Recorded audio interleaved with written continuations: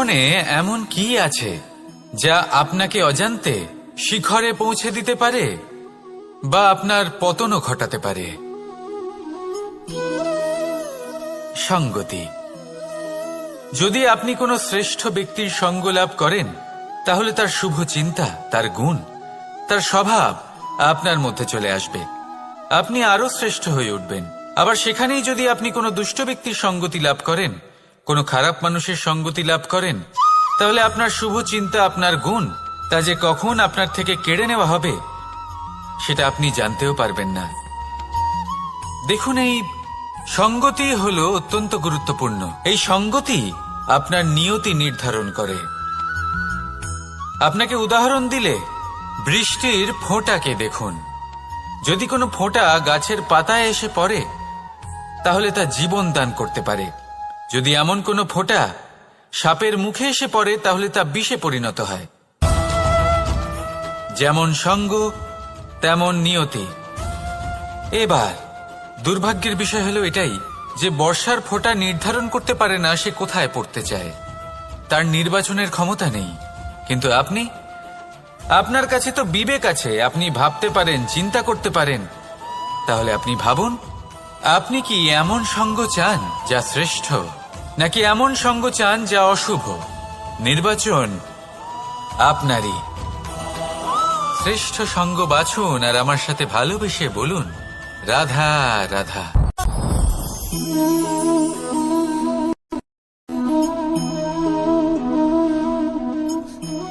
মুক্ত। এই মুক্তই সবাইকে মোহিত করে দেয়, নিজের দিকে আকর্ষিত করে। অত্যন্ত সুন্দর, গোল, শুভ্র।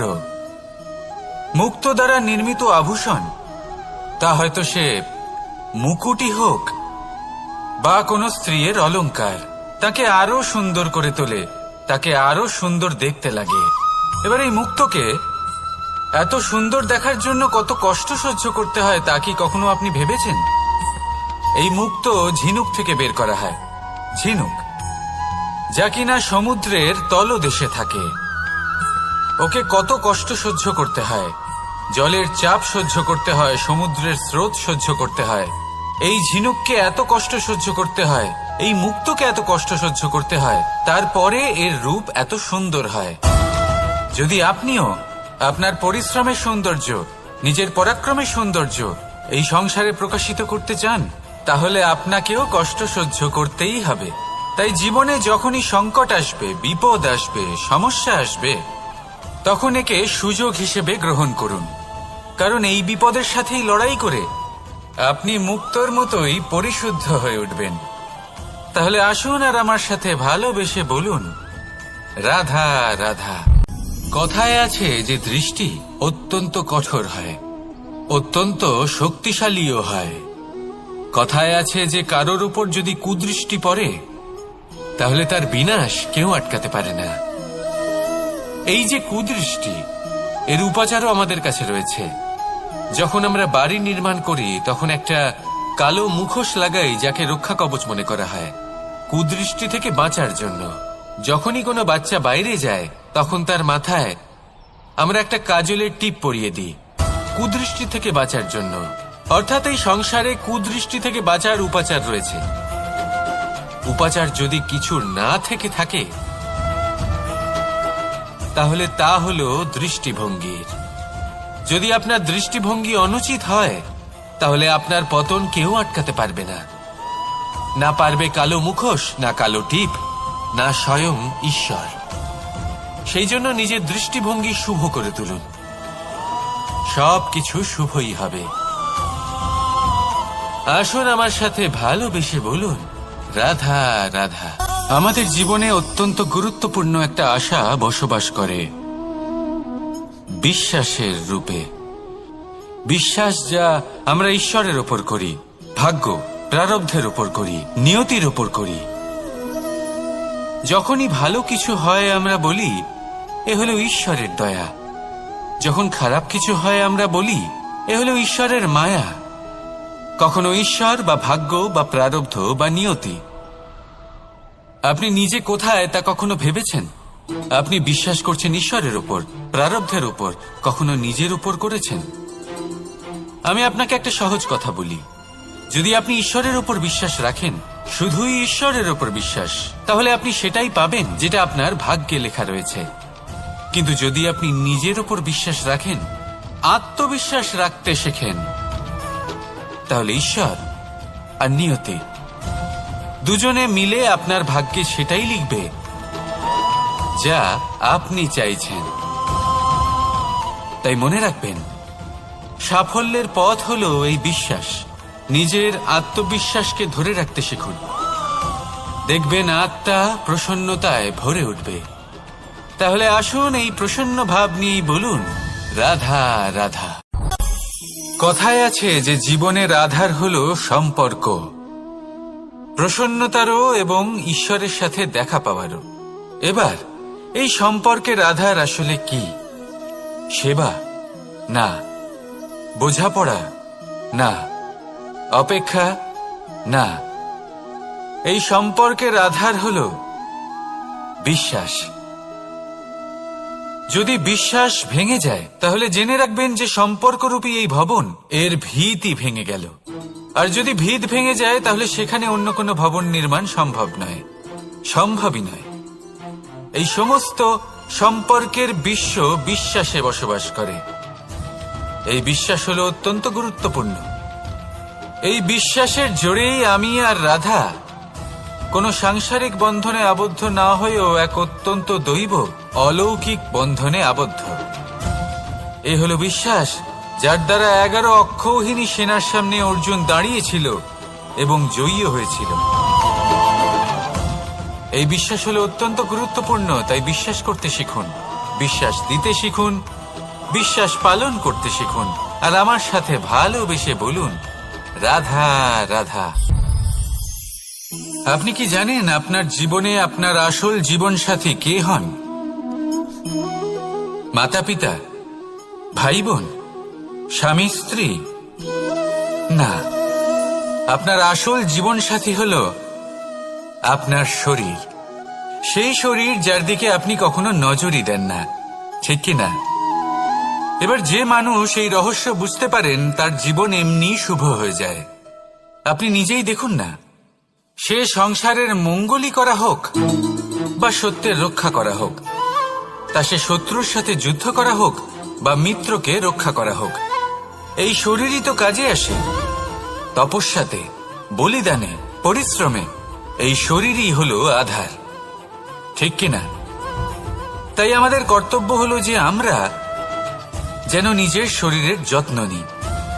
আমরা কি খাই, আমাদের কি খাওয়া উচিত, এটা যেন বুঝি। কোনটা সুপাচ্য আর কোনটা নয়, এটা যেন বুঝি। কারণ যেমন হবে অন্ন, মনও তেমনই হবে। যত ভালো অন্ন, তত ভালো মন। আর সুস্থ শরীর হলো সুস্থ মনের আধার, এ কথা অবশ্যই মনে রাখবেন। আর যদি মন সুস্থ থাকে, তাহলে সকল শুভ উদ্দেশ্য পূর্ণ হবে। তাহলে আসুন আর আমার সাথে ভালোবেসে বলুন, রাধা রাধা। এই সংসার অত্যন্ত বিচিত্র এক স্থান। এ সত্য খুঁজতে থাকে, আর সত্য খুঁজে পেলেই প্রয়োজনই নেই, শুধু তাতে টিকে থাকতে হবে। সেই হিমালয়ের মতো যা আজ পর্যন্ত টিকে রয়েছে। যদি আপনি সত্যবাদী হন, তাহলে আপনার কিচ্ছু প্রমাণ করার কোনো প্রয়োজন নেই। যদি প্রয়োজন থাকে, তাহলে সত্যের সাথে টিকে থাকার। এই সময় নিজে সাক্ষী হবে, নিজে প্রমাণ দেবে। এই নিয়তি স্বয়ং প্রমাণিত করবে যে আপনি সত্যবাদী ছিলেন, আপনি সত্যের পথে ছিলেন। তাহলে আসুন আর আমার সাথে ভালোবেসে বলুন, রাধা রাধা। ঈশ্বর আমাদের হাত প্রদান করেছেন। হাত যা জড়ো করা হয় প্রণাম করার জন্য, ঊর্ধ্বগামী হয় প্রার্থনার জন্য। এই হাত যার দ্বারা আমরা খাবার খাই, ফসল উৎপাদন করি। কিন্তু এই হাতের দ্বারা সবথেকে শ্রেষ্ঠ কাজ কি হতে পারে? সেবা। আগে হ্যাঁ, সেই হাত যা সামনে এগিয়ে আসে সেবা করার জন্য, যে সেবা করে তাদের যারা দুঃখে থাকেন, নিরাশ হয়ে থাকেন, যারা সেবা করেন তাদের যারা কিনা দরিদ্র, সেই হাত হলো সব থেকে অধিক মহান। ঈশ্বরকে দীনবন্ধু বলা হয়ে থাকে, কারণ যারা দুঃখী হন, নিরাশ হন, দরিদ্র হন, ঈশ্বর তাদের সাহায্য করেন, তাদের সহায়ক হন, তাদের মধ্যে ঈশ্বর বাস করেন। তাই আপনারা যদি এটাই করেন, যারা দুঃখে আছেন, নিরাশ হয়ে আছেন, যাদের সাহায্যের প্রয়োজন রয়েছে, যদি আপনি তাদের সাহায্য করেন, তাহলে আপনি এমন এক চৈতন্য লাভ করবেন যে আপনি তৃপ্ত হয়ে উঠবেন। তাহলে সবার সেবা করুন আর আমার সাথে ভালোবেসে বলুন, রাধা রাধা। ভয়। জীবনে আমরা কোন কোন বিষয়ে ভয় পাই? কোনো মানুষকে হারানোর ভয়, কোনো মানুষ কোনো সম্পর্ককে হারানোর ভয়, অর্থহানি স্তরে নামিয়ে দেয়, কখনোই আমাদের উত্থানের কারণ হয় না। তাই জীবনে যদি কোনো ভয়ের কারণ থাকতেই হয়, তা শুধুই এটা যে মানুষের কথা ভাবতে ভাবতে সম্পর্কগুলিকে হারানোর ভয়, মানুষকে হারানোর ভয়, সবার মন রাখতে রাখতে আপনি যেন নিজেকে, নিজের ভাবনা চিন্তাকে না হারিয়ে ফেলেন। যদি এরকম হয়, যদি সকলের মন রাখতে রাখতে আপনি নিজেই নিজেকে হারিয়ে ফেলেন, নিজের ভাবনা, নিজের লক্ষ্য, নিজের মন্তব্যকে হারিয়ে ফেলেন, তাহলে সংসারে যতই যাই হয়ে যাক না কেন প্রসন্নতা লাভ করবেন না। তাই রক্ষা তাকেই করুন যে আপনাকে রক্ষা করে, আপনার মানসিকতা, আপনার ব্যক্তিত্ব, আপনার লক্ষ্যকে রক্ষা করে। আর যদি কোনো বিষয় ভীত হতে হয়, তবে আপনি যেন নিজের উদ্দেশ্যের থেকে দূরে না চলে যান। তাহলে আসুন আর আমার সাথে ভালোবেসে বলুন, রাধা রাধা। সময় একটু একটু করে কেটে যায়, একটু একটু করে নিকটে আসে। খুব অদ্ভুত ব্যাপার। এই সময় প্রতিকূল হলেও একটু একটু করে কেটে যায়। এই সময় যদি ভালো হয়, তাহলে একটু একটু করে নিকটে আসে। অনুচিত তখনই হয় যখন আমরা নিজেদের অসফলতার জন্য সময়কে দোষ দিই, কিন্তু আসলে তেমনটা হয় না। আপনার পরিশ্রম আর প্রয়াস দ্বারাই আপনি সাফল্য লাভ করবেন, সময়ের দ্বারা নয়। যদি এই সাফল্য একটা সুন্দর ভবন হয়, তাহলে সময় হলো তার দেওয়ালের রং, যা সময়ের সাথে বদলাবে, সময়ের সাথে ফিকেও হয়ে যাবে।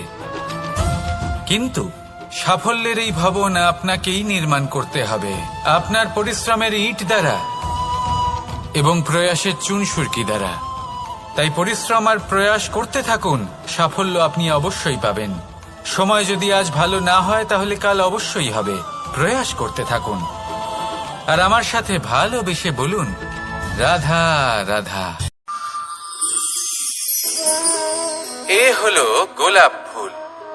একে আমরা সকলেই চিনি। সমগ্র সংসার ভালোবাসে এই পুষ্পকে। এই ফুল দেখতেও সুন্দর। সবথেকে বেশি গুরুত্বপূর্ণ কথা হলো এর সুগন্ধ, যা দূর দূরান্ত থেকে ব্যক্তিদেরকে আকৃষ্ট করে। এই সুন্দর পুষ্প একটু মন দিয়ে দেখলেই দেখা যায় এর নিচে কাঁটা রয়েছে।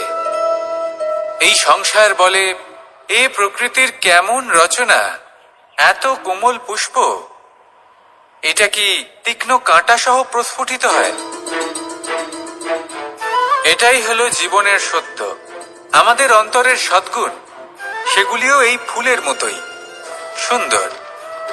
সংসার এর সৌন্দর্য দেখতে পায়, এর সুগন্ধ চতুর্দিকে ছড়িয়ে পড়ে।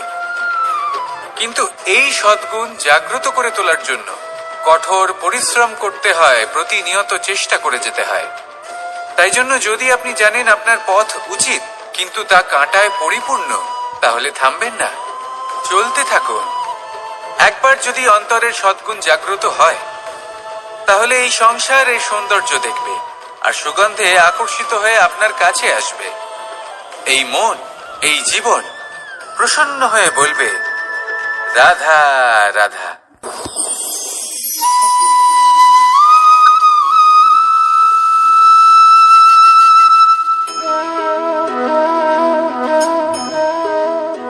মোহনের বাঁশির এই সুর, এই সঙ্গীত কার না পছন্দ হয়? সবারই খুব ভালো লাগে। এবার এই সুর আসে কোথা থেকে? কেউ বলবেন কৃষ্ণের হৃদয় থেকে।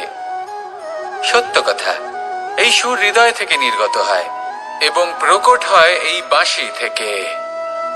এই বাঁশিটাকে দেখুন, এই ছিদ্রগুলি দেখুন, প্রত্যেকটা সুর থেকে নিজস্ব একটা স্বর নির্গত হয়। এবার যে ব্যক্তি এই সমস্ত সুর এবং স্বর বুঝতে পারেন, এতে নিপুণ, তিনি এই বাঁশির দ্বারা যে সুর নির্গত করবেন তা তো মধুর অবশ্যই হবে। এবার জীবনের সাথেও কিছুটা এরকমই ঘটে। জীবনের কিছু নীতি থাকে, অর্থ, কুটুম্ব এবং আধ্যাত্মিক। যদি জীবনের প্রত্যেকটা মুহূর্ত সুখময় হয় এরকম আপনি চান, তাহলে এই তিনটি নীতিতে আপনাকে নিপুণ হতে হবে। কোনো একটি বিশেষ নীতির প্রতি যদি আপনি বেশি ঝুঁকে পড়েন, তাহলে বাকি দুই নীতি থেকে যা সুখ লাভ করা সম্ভব তা পারবেন না। ধন অর্জন করতে হবে পরিবারের জন্য, পরিবারের সুখ মনের শান্তির জন্য, মনে শান্তির প্রয়োজন মনের শুদ্ধতার জন্য। যখন এই মন শুদ্ধ হবে, জীবন শুদ্ধ হবে, পবিত্র হবে, সুন্দর হবে এবং ভালোবেসে বলবে রাধা রাধা। যত শক্তিশালী এই মন শক্তিহীন হয়, দুর্বল হয়, তাহলে এই রথের কি হবে? এটা উচিত পথে চলতে পারবে না, উচিত গতিতে চলতে পারবে না, মন মতো স্থানে এটা পৌঁছতেও পারবে না। সেই জন্য মনের শক্তি অত্যন্ত প্রয়োজনীয়। এবার মনের শক্তি আমরা কোথা থেকে লাভ করি? দৃঢ়তার শক্তি থেকে। এবার এই শক্তি আমরা কিভাবে বাড়াতে পারি? আমরা প্রতিদিন কিছু নতুন স্থির করি, কিছু ছোট কিছু বড়, আর যেই আমরা নতুন কিছু পূর্ণ করি আমাদের মনের শক্তি বেড়ে যায়। আর যদি পূর্ণ না করতে পারি মনের শক্তি কমে যায়। একটা দেওয়ালের মতো ছোট ছোট ছোট ছোট শিলা আমরা একটার পর একটা স্থাপন করে একটা দেওয়াল তৈরি করি। এতগুলো পাথর যখন একত্রিত হয়ে যায় তখন এমন এক দেওয়াল তৈরি হয় যাকে ভাঙা প্রায় অসম্ভব হয়ে দাঁড়ায়।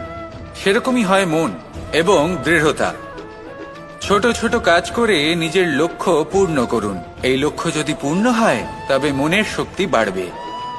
কিছুটা এইভাবে যে যত বড়ই বিপদ আসুক না কেন সেই বিপদ নিজে হার মেনে নেবে, কিন্তু আপনার মন ততটাই শক্তিশালী থাকবে। তাই মনের শক্তি বাড়াতে থাকুন যাতে আপনি উচিত পথে চলতে পারেন, উচিত গতিতে চলেন আর মনোবাঞ্ছিত স্থানে পৌঁছতে পারেন। তবেই এই মন প্রসন্ন হয়ে বলবে রাধা রাধা। ওমা, এ কি? আমি কখন থেকে এখানে অপেক্ষা করছি, হাত পেতে দাঁড়িয়ে রয়েছি যাতে একটা ফল আমার হাতে এসে পড়ে এবং সেটা আমি খেতে হয়। তাহলে আমাকে বৃক্ষে চড়তে হবে, ফলের কাছে পৌঁছতে হবে, তবেই তো ফল পাবো। এবারে এটা অত্যন্ত সহজ ব্যাপার, কিন্তু এই বিষয়টা আপনি নিজের জীবনের প্রসঙ্গে ভেবে দেখুন। লক্ষ্য কোথায় আছে আপনি জানেন, সেই লক্ষ্যে পৌঁছানোর পথ কি সেটাও আপনি জানেন, সেই পথে চলার ক্ষমতাও আপনার রয়েছে, কিন্তু তাও আপনি নিজের লক্ষ্য লাভ করতে পারছেন না। কেন? কারণ আপনি অপেক্ষা করছেন যে লক্ষ্য আপনার সামনে চলে আসবে, কিন্তু তা হয় না। লক্ষ্য সে যাই হোক না কেন, ধন হোক, প্রেম হোক, কোনো সম্মান হোক বা মোক্ষ হোক, যদি আপনি তার দিকে অগ্রসর না হন তাহলে ফল প্রাপ্তি অসম্ভব ব্যাপার, তা কোনোদিনই হবে না। সেই জন্য আপনার চোখের সামনে আপনি যদি নিজের লক্ষ্যকে দেখতে পান তাহলে উঠুন এবং সেই দিকে অগ্রসর হতে শুরু করুন। নিজের অন্তরের সকল অশুভ গুণ দূর করুন, অলসতা ত্যাগ করুন, অজ্ঞানতা ত্যাগ করে দিন এবং চলতে থাকুন। অবশ্যই মনোবাঞ্ছিত ফল লাভ করতে পারবেন। মনে রাখবেন, চলতে থাকলে তবেই লক্ষ্য প্রাপ্তি হবে। অপেক্ষার দ্বারা শুধুমাত্র মৃত্যু লাভ হবে। আসুন আমার সাথে ভালোবেসে বলুন রাধা। এই বৃক্ষগুলি শুকিয়ে যায়, প্রয়োজনের থেকে কম রোদ পেলেও এই বৃক্ষ কিন্তু শুকিয়ে যায়। প্রয়োজনের থেকে কম জল যদি পায় এই বৃক্ষ শুকিয়ে যেতে পারে। প্রয়োজনের থেকে অতিরিক্ত জল যদি পায় তখনও এই বৃক্ষের শিকড়গুলি নষ্ট হয়ে যেতে পারে। এবার এটাই কিন্তু আমাদের সংসারের সাথেও হয়। আমাদের সংসারের সকল প্রতিভাশালী ব্যক্তি, যেমন লেখক, বিচারক, প্রবক্তা, যোদ্ধা, এদের সবার ক্ষেত্রে এই কথাটাই প্রযোজ্য। যদি বেশি প্রশংসা করা হয় তাহলেও এরা হারিয়ে যাবেন। প্রয়োজনের থেকে বেশি যদি নিন্দা করা হয় তখনও তারা নত হয়ে পড়বেন। তাহলে আপনি এদের রক্ষা করুন এবং নিজেদেরও। মনে রাখবেন একটা কথা, জেনে রাখুন কখন কোন নিন্দায় আপনি লজ্জিত হবেন না, আর কখন কোন প্রশংসার দ্বারা নিজের মধ্যে অহংবোধ জাগ্রত করবেন না। এই মন সুপ্রসন্ন হয়ে বলবে, রাধা রাধা। নিজের জীবন অতিবাহিত করা নদীর মতো, প্রত্যেক মুহূর্ত নতুন, তাই সেইভাবেই জীবন যাপন করুন। পুরনো কিছুই একত্রিত করে রাখবেন না, বিগত স্মৃতির মাঝে নিজেকে হারিয়ে ফেলবেন না। এই যে বর্তমান, এই যে মুহূর্ত, সেটাই হলো সর্বশ্রেষ্ঠ। এর মাঝেই জীবন যাপন করুন। নদীর মতো প্রবাহমান হতে শিখুন। আপনি শিখে গেলে তাহলে মনে রাখবেন, আমার আপনার মাঝে বিচরণ করতে বড়ই ভালো লাগবে। যে ব্যক্তি আনন্দের সাথে জীবনের প্রত্যেকটা মুহূর্ত অতিবাহিত করে কোনো চিন্তা ছাড়াই, প্রবাহমান হয়, কখনোই থামে না, যতক্ষণ না মুক্তি লাভ করছেন, এমন ব্যক্তির মধ্যেই রাধাকৃষ্ণ বসবাস করেন। তাহলে আসুন আমার সাথে ভালোবেসে বলুন, রাধা রাধা। সূর্যের প্রকাশ, অন্ধকারকে দূর করে দেওয়া সেই মহানায়ক। এবার এই প্রকাশ যে সূর্যের থেকে পাই, তিনি কি করেন? তিনি নিজেকে জ্বালান আমাদের জীবন প্রদান করার জন্য। প্রত্যেকটা মুহূর্ত তিনি তাপ সহ্য করেন, আমরা যাতে সেই প্রকাশ লাভ করি। এটাই হলো জীবনের সারমর্ম। যদি আপনিও এই সংসারে প্রকাশ ছড়িয়ে দিতে চান, তাহলে আপনাকেও তপ্ত হতে হবে, নিজে জ্বলতে হবে, সেই কর্ম করতে হবে যেটা কঠিন হতে পারে কিন্তু আসলে শ্রেষ্ঠ। তবেই এই সংসারের সেবা করতে পারবেন, সংসারকে পথ দেখাতে পারবেন। নিজের অন্তরের প্রকাশ জাগ্রত করুন, তবেই সেই সকল ব্যক্তি যারা পাপের অন্ধকারে নিমজ্জিত হয়ে আছেন তারা জাগ্রত হবেন। সেই সকল ব্যক্তিকে জাগিয়ে তুলুন, প্রেরিত করে তুলুন সুখী হওয়ার জন্য যারা সুখী হতে পারছেন না। সেই সকলকে প্রেরিত করুন সাফল্য লাভের যারা সফল হতে পারছেন না। নিজের অন্তরের সূর্যকে জাগ্রত করুন, চারিদিকে শুধু প্রকাশই প্রকাশ হবে, জীবনই জীবন থাকবে, আনন্দই আনন্দ থাকবে, আর এই মন বারবার প্রসন্ন চিত্তে বলে উঠবে, রাধা রাধা। আজ আমরা দুই ধরনের ব্যক্তির বিষয়ে কথা বলবো। প্রথম জন হলেন যে প্রয়োজনের থেকে অনেক বেশি পরিমাণ ধন উপার্জন করে থাকেন। তার কাছে ততটা ধন থাকে যতটা তার প্রয়োজনও নেই, তারপরেও আরো ধন উপার্জন করতে চেষ্টা করতে থাকেন। সকল সম্ভব চেষ্টা করেন, সকল সম্ভব কর্ম করেন, তা সে উচিত কর্ম হোক বা অনুচিত, তাতে তাদের কিছুই যায় আসে না। তারা শুধুই এই সংসারের সকল সুখ ভোগ করতে চান, সকল স্বাচ্ছন্দ্য লাভ করতে চান। আজীবন তারা প্রচেষ্টাই করতে থাকেন। এবার এই করতে গিয়ে তারা ভারাক্রান্ত হয়ে সমস্যার সম্মুখীন হন। এনাদের সমগ্র জীবন এই চেষ্টাতেই চলে যায়, জীবন যাপন করার বদলে। অন্যদিকে আরেকজন ব্যক্তি যিনি জানেন তার প্রয়োজন কতটুকু, আর শুধুমাত্র সেই পরিমাণ ধন অর্জন করেন, তার থেকে বেশি একটুও নয়। উনি যদি দুবেলা খেতে পান, মাথা গোজার ঠাঁই পেয়ে যান, সেটাই পর্যাপ্ত। তাতেই তিনি আনন্দে জীবন যাপন করেন। যে আপনি কখন আর কোথায় সন্তুষ্টি লাভ করবেন, কত কিছু লাভ করার পরে সন্তুষ্ট হবেন, এই উত্তর আপনি মন থেকে পাবেন। এই সমাজের চাহিদায় জড়িয়ে নিজেকে বিভ্রান্ত করবেন না। নিজের অন্তরের এই মিথ্যে অহংবোধকে প্রশ্রয় দিতে গিয়ে যদি আপনি এরকম প্রয়াস করতে থাকেন, তাহলে জীবনযাপন কখন করবেন? থেমে যান, শান্ত হয়ে যান, নিজের অন্তর মনে নিমজ্জিত হয়ে দেখুন যে সন্তুষ্টি কোথায়। এই সন্তুষ্টি লাভ করুন, এই মন প্রসন্ন হয়ে বলবে, রাধা রাধা। ক্ষমা একটা অত্যন্ত সুন্দর শব্দ, আমার খুব প্রিয় শব্দ, কিন্তু এই ক্ষমা কখন আর কিভাবে প্রয়োগ করতে হবে সেটা বোঝা প্রয়োজনীয়। এক, যদি আপনি কোনো অন্যায় করেন আর ক্ষমা না চান, ক্ষমা প্রার্থনা না করেন, ক্ষমা চাওয়া থেকে এড়িয়ে যান, তাহলে তাতে আপনারই ক্ষতি হবে। কিভাবে? ক্ষমা না চাইলে মনের মধ্যে অহংকার জাগ্রত হয়, আর অহংকার তো প্রকৃত অর্থে আমাদের ক্ষতিই করে। 2, কেউ যদি অপরাধ করেন আপনার থেকে ক্ষমা না চান, তাহলে তাকে ক্ষমা করবেন না। ক্ষমা হলো অত্যন্ত অমূল্য, আর না চাইতেই কাউকে ক্ষমা দান করা এটা উচিত নয়। 3, যদি কেউ আপনার সাথে অনুচিত কিছু করেন, অপরাধ করেন, আর আপনার থেকে ক্ষমা চান, তাহলে তাকে ক্ষমা করে দিন। তাতে আপনার অন্তরের করুণাবোধ জাগ্রত হবে, প্রেম জাগ্রত হবে, আর তা আপনার জন্য শুভ হবে। 4, যদি আপনি নিজে কোনো অপরাধ করেন, তাহলে অবশ্যই ক্ষমা চাইবেন। তাতে আপনারই লাভ হবে। কিভাবে? সামনের ব্যক্তি আপনাকে ক্ষমা করুক বা না করুক, আপনার অন্তরের অহংকার ক্ষীণ হবে, আর এই মন আরো নির্মল হয়ে উঠবে। এই ক্ষমা অত্যন্ত অমূল্য, ভেবেচিন্তে একে ব্যবহার করুন, আর আমার সাথে ভালোবেসে বলুন, রাধা রাধা।